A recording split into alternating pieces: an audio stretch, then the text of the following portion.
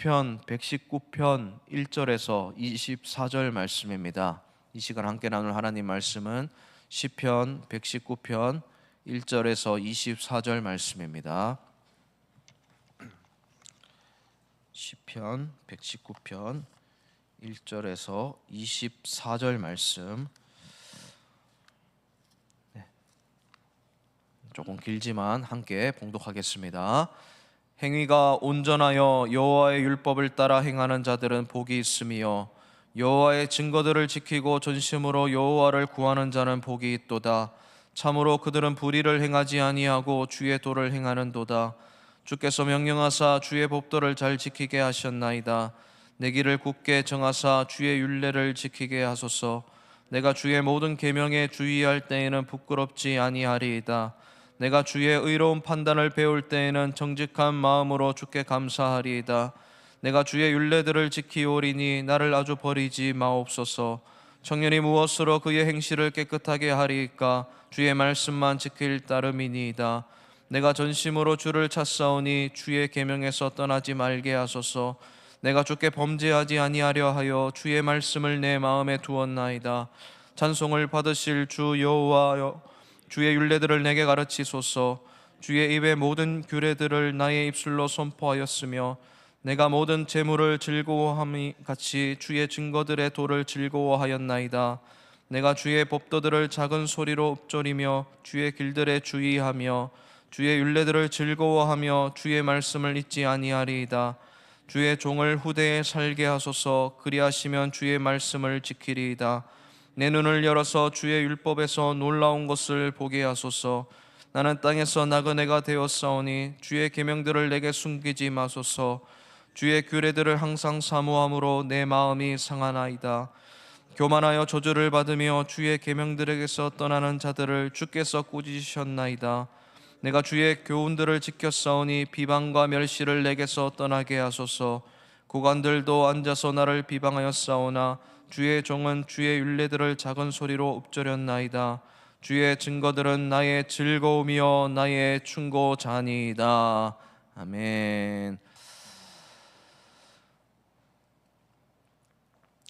이 시편 119편은 성경에서 가장 긴 분량을 가지고 있습니다. 앞으로 주일마다 몇 주 동안은 시편 119편으로 할 것 같습니다. 이 시편 119편 이 전반부를 통해서 우리는 복 있는 사람이 어떤 사람인지 살펴보도록 하겠습니다. 성경은 복이 있는 사람과 선하게 살아가는 사람을 자주 연결합니다. 우리가 잘 아는 시편 1편도 보면 복 있는 사람은 이라고 말하면서 악인, 죄인 이런 길에 서지 않고 거기에 가지 않고 그런 사람을 말하고 있는 겁니다. 그러면서 주의 말씀을 주야로 묵상하는 자가 복이 있다라고 말을 하고 있습니다. 오늘 본문도 마찬가지입니다.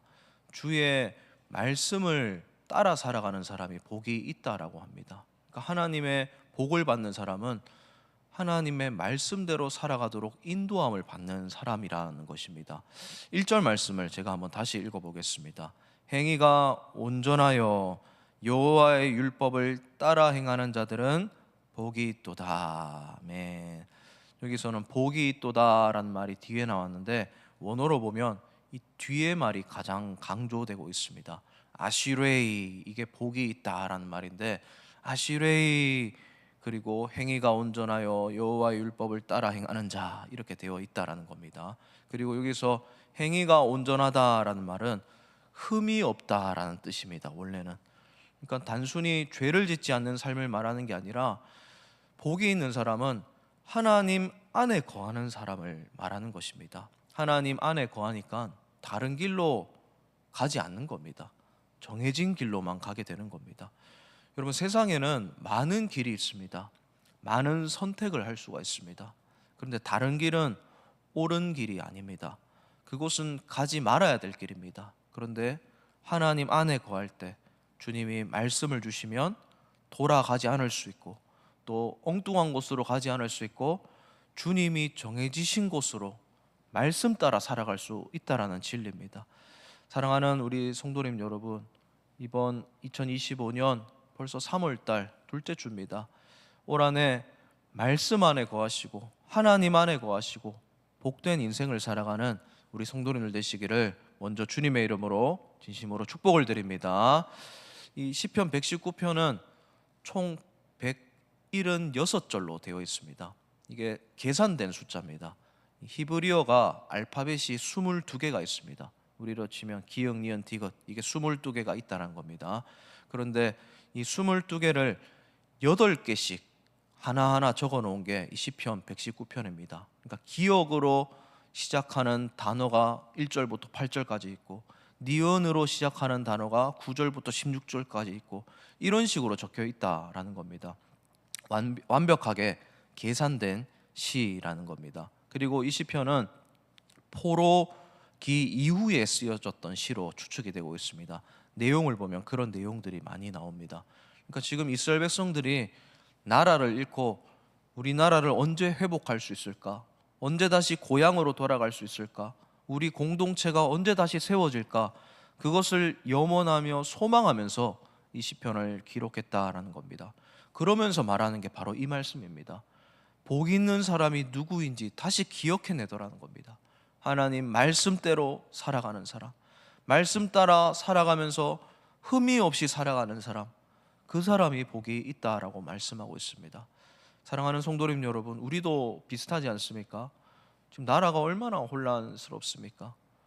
안정된 영역이 없습니다. 의료도 엉망이고 교육, 국방, 경기 정말 힘듭니다. 우리 가정 안에도 또 우리 교회 안에도 여러 가지 다사다난한 일들이 많습니다. 그럼 이럴 때 우리가 삶의 나침반으로 삼아야 될 것이 무엇이겠습니까? 주님 말씀임을 믿고 살아가시길 바랍니다. 말씀 안에 거하고 말씀의 인도함을 받아야지 그 길이 흠이 없는 길이 되는 겁니다. 온전하게 살아갈 수 있는 길이 되는 겁니다. 말씀 안에 거하시고 말씀의 인도함을 받는 복된 인생을 살아가는 우리 성도님들 되시기를 다시 한번 주님의 이름으로 축복을 드립니다. 두 번째로 어떤 사람이 복이 있냐면 말씀으로 정결하게 사는 사람이 복이 있다라는 거 사실을 오늘 본문이 말씀하고 있습니다. 9절 말씀을 제가 한번 다시 읽어드리겠습니다. 청년이 무엇으로 그의 행실을 깨끗하게 하리이까? 주의 말씀을 지킬 따름이니이다. 이렇게 말씀합니다. 주의 말씀을 지키는 사람, 그 사람이 청년인데 청년이 그것 때문에 깨끗하게 된다라는 겁니다. 지금 이방 나라에서 살고 있다라고 말씀드렸습니다. 여러분, 이방 나라에서 우상 숭배가 가득한 나라에서 이 살아가는 성도들이, 청년들이 얼마나 미혹당하고 유혹이 많았겠습니까? 이런 상황에서 그런 것들로부터 깨끗하게 살 수 있는 방법이 주의 말씀을 따라 살아갈 때이다 라고 말씀하고 있다는 겁니다. 말씀을 따라 살지 않으면 정체성을 잃어버린다는 겁니다. 그리고 삶의 길을 잃어버린다라고 말씀하고 있습니다. 그리고 여기서 청년으로 번역된 단어가 히브리어로 나아르라는 단어인데, 이건 단순히 나이 어린 사람을 말하는 것이 아닙니다. 열정을 가지고 도전의식을 가진 어떤 대상을 말하는 겁니다. 여러분, 우리 교회로 치면 어떤 분들이 청년이겠습니까? 20대만 청년이겠습니까? 그렇지 않습니다. 열정적으로 열심을 가지고 도전을 하는 신앙의 청춘을 보내는 모두가 청년이라고 말할 수 있는 것입니다. 왜냐하면 나이로 청년을 가리면 청년이 아닌 사람도 있고 청년인 사람도 있기 때문입니다. 나이가 어리다고 열정이 있는 것이 아닙니다. 또 나이가 많으시다고 마음에 타오르는 불꽃이 없는 게 아닙니다. 뜨겁게 하나님을 섬기고 이 세상 살아가는 모두가 청년이라는 것입니다. 그러니까 우리 모두에게 해당되는 말씀입니다. 여러분, 어떤 사람이 행실을 깨끗하게 할 수 있습니까? 말씀을 따라가는 사람이 행실을 깨끗하게 할 수 있는 겁니다. 우리가 이 세상 살아가면서 얼마나 때가 묻기 쉽습니까? 회사 생활하면, 직장 생활하면서 고욕된 일들을 얼마나 많이 당합니까? 돈을 벌 때 참 이 세상이 치사하다는 생각 얼마나 많이 합니까? 근데 세상에서만 그런 게 아니에요. 교회 일을 하다가 보면 마음에 막 때가 묻을 때가 많습니다. 막 답답할 때가 많아요. 여러분, 그럴 때 무엇으로 우리의 마음을 깨끗하게 하고 행실을 깨끗하게 할 수 있습니까? 주님의 말씀임을 믿고 살아가시길 바랍니다. 마음이 막 때가 묻고 마음이 어두움이 찾아오고 마음이 번민이 찾아오면요, 말씀으로 돌아가시길 바랍니다. 말씀 읽으면서 위로받고 또 행복감을 찾으시고 기쁨을 다시 회복하시는 우리 성도님들 되시기를 다시 한번 주님의 이름으로 진심으로 축복을 드립니다. 그리고 세 번째로 어떤 사람이 복이 있느냐면 말씀으로 위로를 받는 사람이 복이 있다라고 말씀합니다. 오늘 우리가 24절 말씀까지 읽었는데 24절 말씀을 우리 마지막으로 다시 한번 읽어보겠습니다. 24절입니다. 시작. 주의 증거들은 나의 즐거움이요 나의 충고자니이다. 아멘. 주의 증거, 이게 주님의 율법 말씀을 말하고 있는 것입니다. 주님의 말씀, 주님의 주신 그 율법들, 주님의 흔적이 적혀 있는 이 성경책이 나의 즐거움이 된다는 겁니다. 위로가 된다는 겁니다. 여러분, 지금 이스라엘 백성들은 나그네 신세입니다. 어딜 가나 외톨이였고 이방인이었고 외로움이 가득한 떠돌이 신세였습니다. 마음을 붙일 곳이 없습니다. 그래서 우리가 다시는 안 읽었는데 22절 보면 막 사람들이 멸시하고 막 비방을 합니다. 그러니까 막 텃세가 있다는 겁니다, 거기서. 그런데 뭐라고 말하느냐면 주의 말씀이 내게 즐거움을 준다라고 합니다. 그렇습니다. 말씀이 나의 즐거움이 됩니다. 드라마, 트로트 이런 게 즐거움을 주는 게 아니에요. 말씀이 위로를 주고 감동을 주고 기쁨을 주고 행복을 준다는 사실을 우리가 기억하고 살아가야 됩니다. 제가 며칠 전에 식당을 운영하시는 새가족 한 분을 신방한 적이 있습니다. 이분은 집사님이신데 일을 하시느라 교회 봉사를 많이 못 하셔서 계속 집사님이신 분입니다. 그런 말을 하더라고요. 이 식당 일 하느라 교회 봉사를 못해서 권사가 안 되었다고 그런 말씀을 하시는데, 아무튼 이분이 이야기를 나눠보니까 권사님들 못지 않습니다. 신앙이 되게 깊어요. 가게 한켠에서 브레이크 타임 때 막 말씀도 읽으시고 혼자 기도도 많이 하시는 그런 분입니다. 근데 그분이 거기서 장사를 시작한 지 한 4, 5년 됐는데 그곳이 막 그 술 취하고 유흥을 즐기시는 분들이 정말 많이 사는 곳이랍니다. 처음에는 밥 먹으면서 술 파는 건 어쩔 수 없으니까 그렇게 하고 있는데 술만 드시러 오시는 분들이 있다라는 겁니다. 근데 술만 드시면 그분들이 항상 뒤끝이 안 좋다는 거예요. 그래서 그분이 결심하셨답니다. 말씀을 읽으시면서 술만 사러 오는 사람 절대로 안 팔겠다라고 하셨답니다. 그래서 그 다음부터 쫓아내고 막 험한 말하면서 막 싸우기도 하고 그러면서 그런 사람들 끊어버렸다는데, 근데 오히려 그렇게 하니까 단골도 늘어나고 매출도 끊이지 않았답니다. 굶은 적이 없답니다. 그러면서 그분이 이렇게 하루하루 말씀으로 살아갈 수밖에 없고 또 이렇게 기도하는 게 참 외로운데 이게 자기한테 힘이 된다고 그걸로 살아가고 있다라고 말씀하시더라고요. 그분이 너무 바빠서 주일에는 일부 예배만 드리고 가시는 분입니다. 아마 얼굴을 잘 모르실 거예요. 여러분, 바로 이게 이 세상 살아가는 힘이에요. 다른 데서 위로를 얻고 우리가 즐거움을 얻는 게 아닙니다. 하나님 있는 사람은 말씀을 통해서 하나님 만날 때 거기에 힘을 얻고 위로를 얻는 겁니다.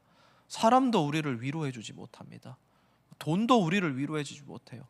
하나님이 살아서 역사하셔서 계시하시는 이 말씀을 통해서만 우리가 즐거움을 회복할 수 있다는 사실입니다. 우리 사랑하는 성도님 여러분, 요즘에 혹시 마음이 우울해지시는 분들 계십니까? 마음이 막 불안해지고 번민이 찾아오시는 분들 계십니까?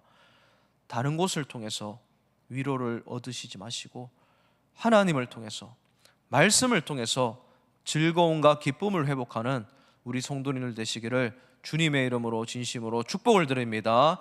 말씀을 통해서 마음이 충만해져서 그 기쁨과 감사로 살아가시고 그 말씀의 은혜를 주변의 가족과 자손들과 또 주변의 동력자들에게 흘려보내시는, 그래서 말씀의 도구로 사용되는 우리 성도님들 되시기를 마지막으로 주님의 이름으로 진심으로 축복을 드립니다. 우리 시간에 우리 말씀을 생각하면서 우리 함께 기도합시다. 말씀대로 살아가게 해달라고, 그리고 우리 교회를 위해서, 담임 목사님을 위해서, 또 이 나라를 위해서 기도하시고 개인적인 기도 제목으로 기도하고 돌아가시도록 하겠습니다. 기도하시겠습니다.